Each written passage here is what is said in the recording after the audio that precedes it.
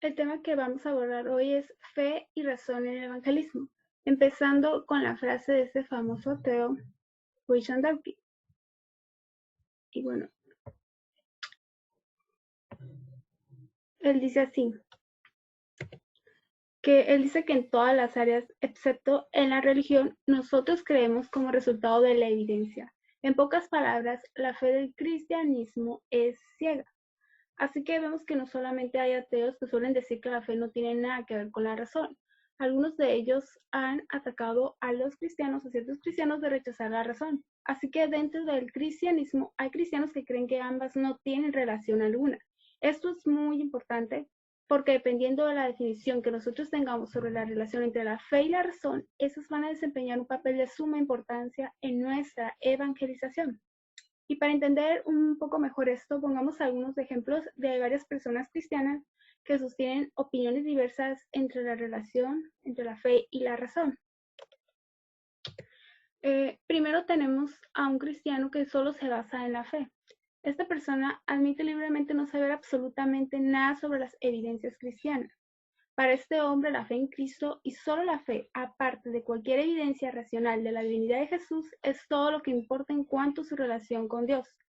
Por el otro lado, tenemos a otro creyente que parece bastante convencido de que su fe cristiana está bien basada en el razonamiento y solo a través de las pruebas se puede creer en el cristianismo, minimizando la fe.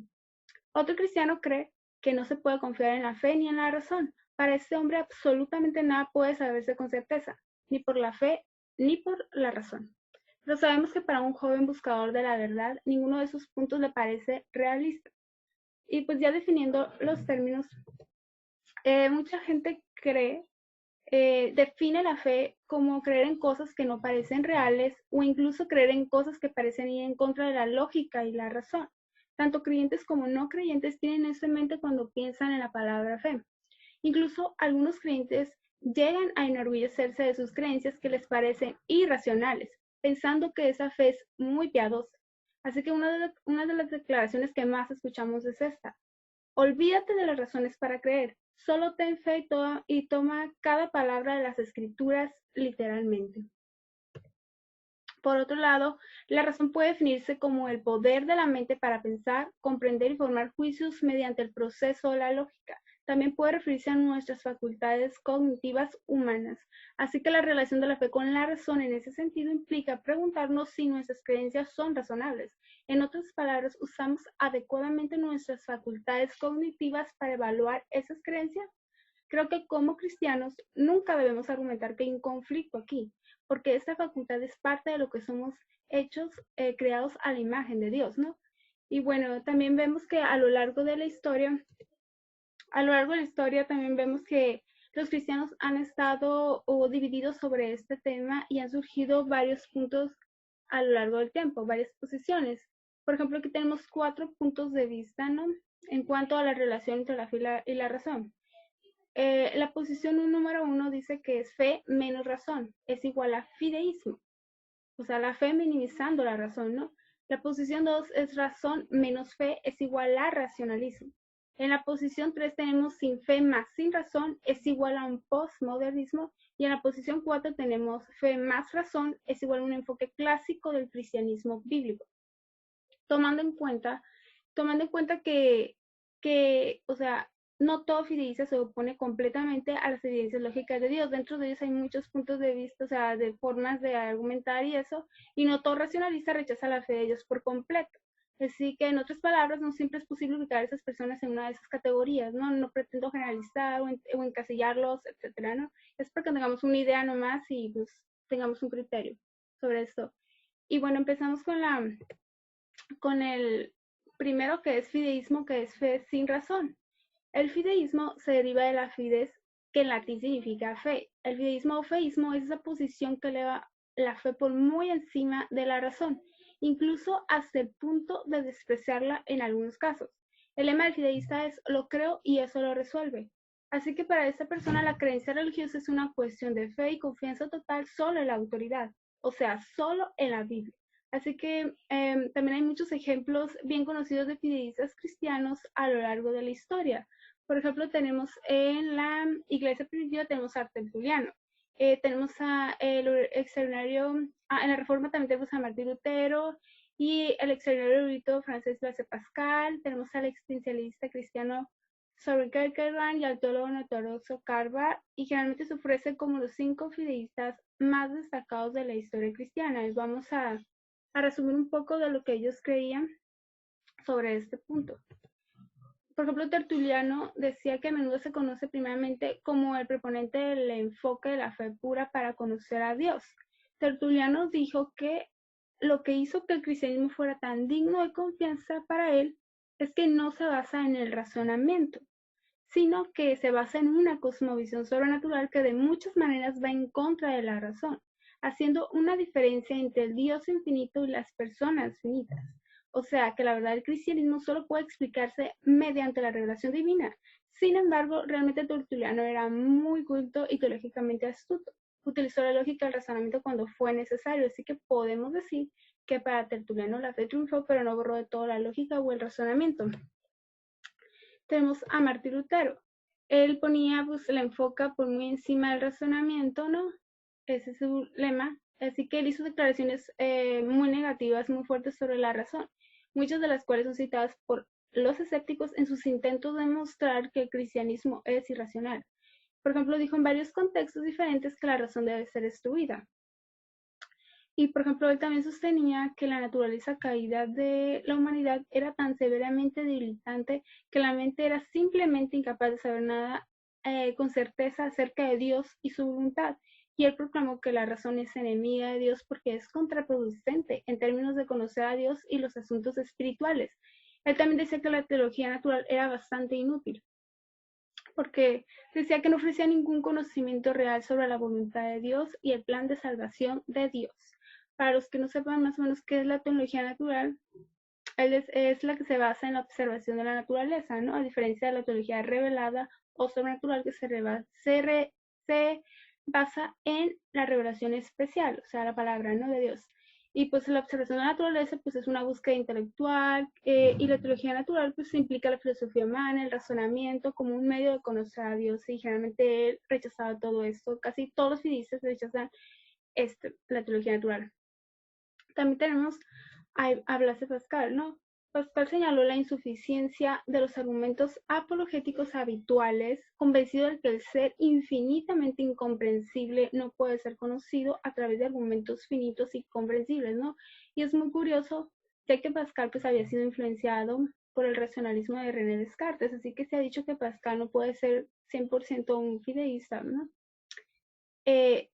Aunque también la fe de suma importancia, pues la fe a Pascal podemos decir también que ejemplificó una forma mucho más racional del fideísmo, permitiendo un pie en la puerta de la lógica y el pensamiento crítico. Así que su apologética no enfatizó la fe, pero no despreció del todo pues la razón. Y también tenemos a Barth, pues él decía que la fe guiaba al intelecto y no al revés. Así que cualquier intento de comenzar con el intelecto, como en la teología natural, nunca lo llevará a uno una fe verdadera. Así que él mantuvo una visión muy tradicional del fideísmo. Él habló en contra de la apologética en términos severos porque estaba convencido que todo nuestro conocimiento de Dios, o sea, él decía que todo nuestro conocimiento de Dios es dado solo a través de Jesucristo el Redentor. Así que cualquier doctrina que sugiere que el ser humano puede llegar al conocimiento de Dios independientemente de Cristo es necesariamente falsa. Por lo tanto, es inútil usar la naturaleza, la razón, la experiencia o la ética humana como señales de la posible existencia de Dios. Así que la apologética es una imposibilidad porque no hay un punto de partida o de contacto entre Dios y el hombre fuera de Cristo. Es decir, no sirve para nada, ¿no? Y bueno, pues desafortunadamente la posición fideísta tradicional, o sea, la fe sin razón, produce una fe irrazonable. Si bien es cierto que la razón no produce fe, pero sí apoya la fe. Y a veces eso marca la diferencia cuando se trata tanto de fortalecer la fe de un creyente como de armar al creyente para enfrentar los desafíos de los escépticos. Así que para el fideísta no requiere casi ninguna preparación apologética. Todo lo que el fideísta debe hacer es concentrarse en el testimonio personal, la lectura o la citación de las escrituras, y por qué la fe pues cristiana ha sido una fuente de fortaleza y esperanza. pero generalmente esas personas no están tan preparadas para dar respuestas a quienes buscan evidencias intelectuales que se requieren para creer. Y no estoy diciendo que estos puntos que ellos enfatizan sean malos o incorrectos, al contrario, nosotros también debemos tomarlos que son pues muy adecuados en nuestro cristianismo, ¿no? Y entonces, por último, también a menudo que se considera que la fe requiere un salto, pues, ¿cómo sabemos a qué fe dar ese salto, no? O sea, hay muchas religiones en el mundo de hoy, como la fe judía, la musulmana, la hindú, la mormona, etc. Entonces debería ser obvio que no todas esas religiones pueden conducir a Dios, así que muchas de ellas se contradicen completamente a las demás. Entonces necesitamos razones por las que estamos tomando la decisión correcta con respecto a qué fe apostar, y esas razones deben ser razonables. Por lo tanto, la razón es muy significativa y necesaria, ¿no? Y bueno, entramos al racionalismo, que es razón sin fe. El racionalismo sostiene que para que un sistema de creencias sea aceptado, debe ser posible probar que el sistema de creencias es verdadero por medio de la evidencia y el razonamiento. En otras palabras, el pensamiento racional es de suma importancia y la capacidad de participar en la lógica del pensamiento crítico tiene autoridad. Por ejemplo, el lema del racionalismo es entiendo para poder creer, ¿no? Por ejemplo, el racionalista Clifford llegó incluso a afirmar que está siempre mal, pues en todas partes y para cualquiera creer algo con pruebas insuficientes. Y bueno, pues eh, sabemos que el autor de Hebreos pues nos dice que nos aclara que sin fe es imposible agradar a Dios, ¿no? Como nos dice Hebreos 11:6. La razón por sí sola simplemente no puede producir fe, pero sí, la razón apoya la fe, pero pues no puede producir fe. En segundo lugar, hay algunas verdades que se conocen solo a través de la revelación de Dios en la palabra escrita. Creo que quizás el mejor ejemplo de esto es en la naturaleza trina de Dios. La teología natural, ¿no? Que es la revelación general de Dios en y en todo el universo material, pues puede apuntarnos en la dirección de un creador, pero el diseño inteligente de este mundo no puede apuntarnos en la dirección de la naturaleza trina de Dios. Para esto necesitamos la autorrevelación de Dios en las escrituras, ¿no? Y pues tenemos al posmodernismo, que es sin necesidad de fe ni de razón. Por ejemplo, en los círculos cristianos, el término posmodernismo generalmente se refiere a la tendencia de aceptar diferentes visiones del mundo como todas de igual y valor y validez, ¿no? Durante mucho tiempo, pues el mundo ha entretenido muchas historias diferentes sobre la naturaleza y la realidad última, ¿no? El naturalismo tiene su historia, el panteísmo tiene su historia y pues el cristianismo tiene una historia aún más diferente y así sucesivamente, ¿no? Con el postmodernismo ninguna historia puede tener más credibilidad que otra. Todas las historias son igualmente válidas. Y pues el posmodernismo se define principalmente por una actitud de subjetividad en los asuntos morales, religiosos y filosóficos. Por lo tanto, el posmodernismo es esencialmente sinónimo de relativismo. Y pues el posmodernismo sostiene que gran parte de lo que sabemos está controlado por las emociones y las corazonadas, por así decirlo.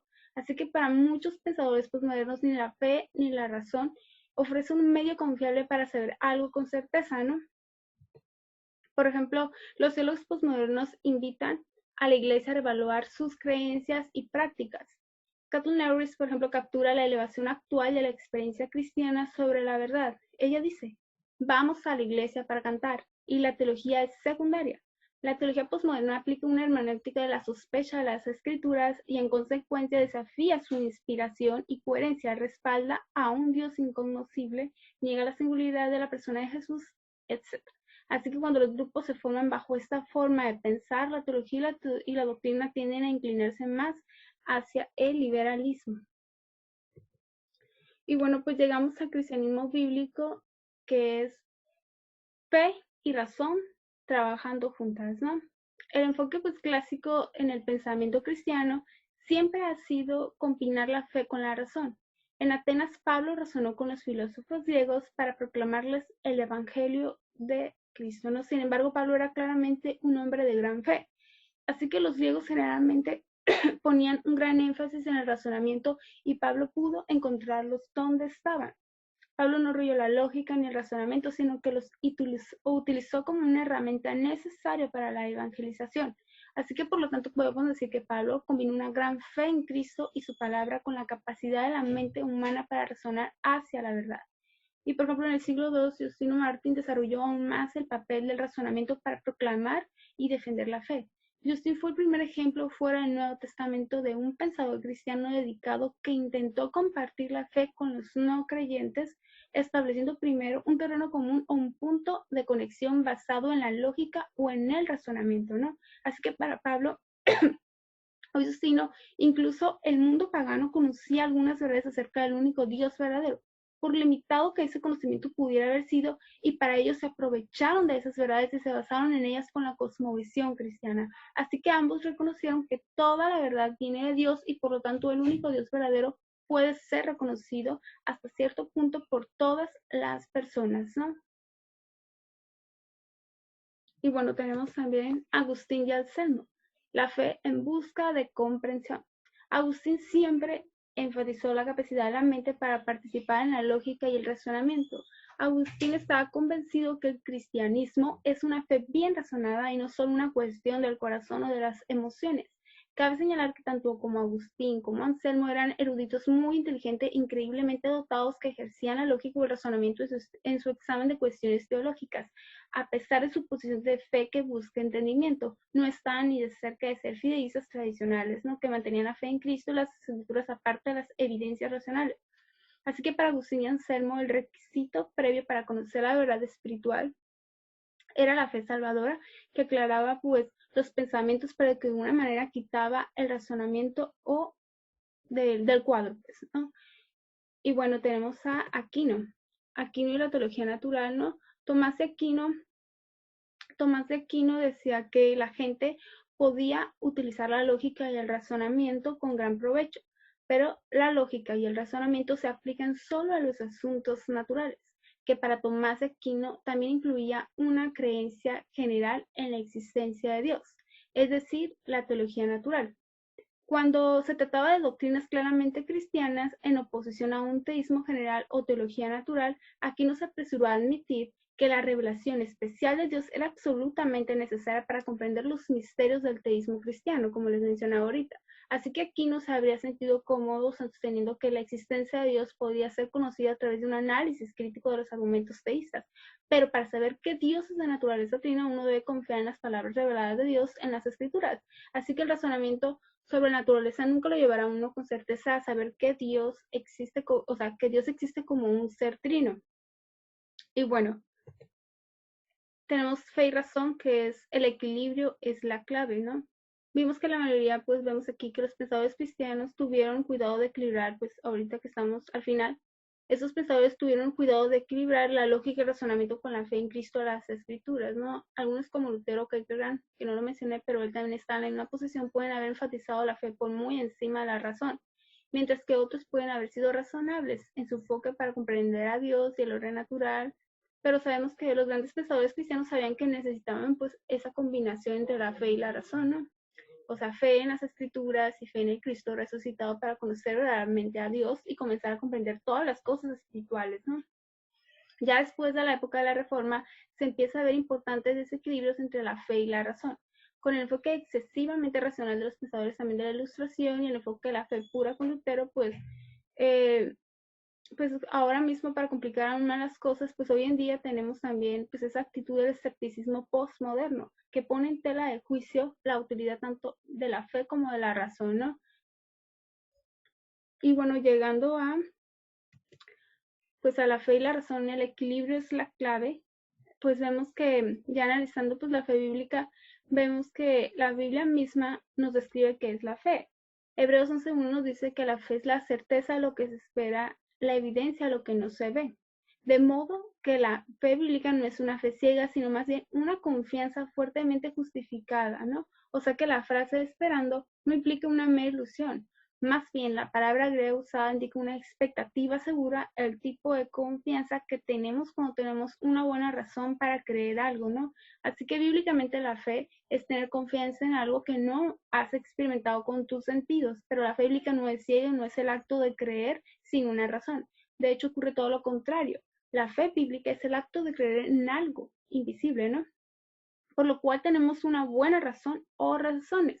Por ejemplo, cuando creemos que Dios cumplirá pues alguna de sus promesas, esto constituye fe porque no podemos ver a Dios cumpliendo sus promesas, pero tenemos una buena razón para esta creencia. Y Dios ha demostrado una otra vez que cumple pues sus promesas, ¿no? Y bueno, pues la razón pues es una herramienta que Dios nos ha dado y pues nos ha dado y que nos permite sacar conclusiones e inferencias de otra información, como la información que nos ha dado en las escrituras, ¿no? Así que la razón es una parte esencial del cristianismo. Dios nos dice que razonemos como lo hizo Pablo y lo dice pues como dice Isaías y como lo dice Hechos, ¿no? Y pero desafortunadamente pues la gente hace un mal uso de la razón cuando marca su cosmovisión aparte de las escrituras, ¿no? Todo creyente, creo que todo creyente sincero debe reconocer el peligro pues de depender únicamente de la razón en lugar de una confianza saludable pues entre la revelación de Dios. Y bueno, es absolutamente cierto que pues, hay unas cosas que la gente nunca va a poder comprender con el intelecto solo, como les mencionaba ahorita, como la naturaleza trina de Dios, el sacrificio expiatorio de Cristo, etcétera, ¿no? Sin embargo, las escrituras son muy claras en cuanto a el razonamiento, aunque posiblemente tenga algún error debido a los efectos de la caída de Adán, es sin embargo un medio adecuado para conocer las cosas. Tanto 1 Pedro 3:15 como Isaías 1 nos muestra que no debemos rechazar la razón, y como criaturas hechas a su imagen, también debemos ser racionales y se nos ordena buscar sabiduría y entendimiento, ya que Dios quiere que usemos la mente que nos ha dado, pero quiere que lo usemos para su gloria, o sea, que lo usemos correctamente para su gloria. Así que hay un lugar en el cristianismo para creer por fe. De hecho, a lo largo de las escrituras se nos ordena a creer por fe, ¿no? Sin embargo, también pues se nos ordena usar el razonamiento, ¿no? Y pues Pablo nos dice que nadie puede ser excusado por no creer en la existencia del Creador, por la sencilla razón de que las huellas digitales de Dios están por toda la creación, ¿no? Porque desde la creación del mundo, las cualidades invisibles de Dios, su poder eterno y naturaleza divina han sido vistos claramente entendidos por lo que se ha hecho, de modo que la gente no tiene excusa, ¿no? Como nos dice Romanos 1:20. Esto quiere decir que si no tenemos excusa es que pudimos conocer algo, ¿no? Así que, pues, para finalizar, pues tanto la fe como la razón son elementos muy vitales para conocer a Dios y reconocer la autoridad de las escrituras. Esos dos medios de conocimiento espiritual son complementarios y no contradictorios, ¿no? Así que pues creo que necesitamos fe para emplear correctamente la razón y pues necesitamos la razón para darle sentido pues a nuestra fe. Y esto, bueno, ha llegado a su fin y bueno, cualquier duda, cualquier cosa me lo hacen saber, por favor. Dios les bendiga a todos.